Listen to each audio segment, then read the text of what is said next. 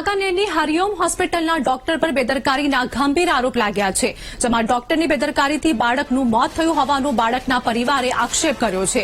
ત્યારે હરિઓમ હોસ્પિટલે ખુલાસો કર્યો છે, બાળકને એનેસ્થેસિયાની ઇન્જેક્શન આપ્યા પછી આંચકી આવી હોવાની સ્પષ્ટતા કરી છે। તો આંચકી આવતા બાળકને અન્ય હોસ્પિટલમાં રિફર કરાયું હોવાની વાત કરી છે। જોકે અન્ય હોસ્પિટલમાં બાળકને મૃત જાહેર કર્યો હોવાનો પણ જવાબદારો લૂલો બચાવ કરતા જોવા મળ્યા છે। મહત્વનું છે, 10 વર્ષીય વનરાજ મેસરિયા નામનું બાળક પડી જતા હાથમાં ઈજા થઈ હતી। ઈજાગ્રસ્ત બાળકને લઈને તેનો પરિવાર હરિઓમ હોસ્પિટલ આવ્યો હતો, જ્યાં તેની સારવાર માટે ઓપરેશન થિયેટરમાં લઈ ગયા હતા। બાળકને ઓપરેશન વોર્ડમાં લઈ ગયાના 15 મિનિટમાં જ તેનું મોત થયું હતું। સ્વસ્થ બાળકનું અચાનક મોત થતા પરિવારમાં આક્રોશ ફેલાયો છે। બાળકનો મૃતદેહ હાલ રાજકોટ સિવિલ હોસ્પિટલમાં પોસ્ટમોર્ટમ માટે મોકલાયો છે।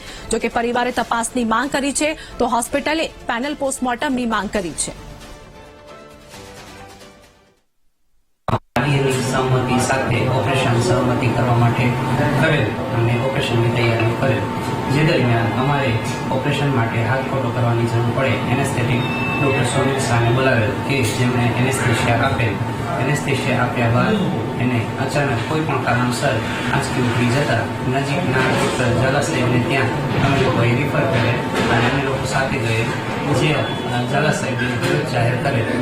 આ દરમિયાન અમારે આ બાબત માટે NLPMની માંગણી છે કે જેથી નવી હકીકત બહાર આવે।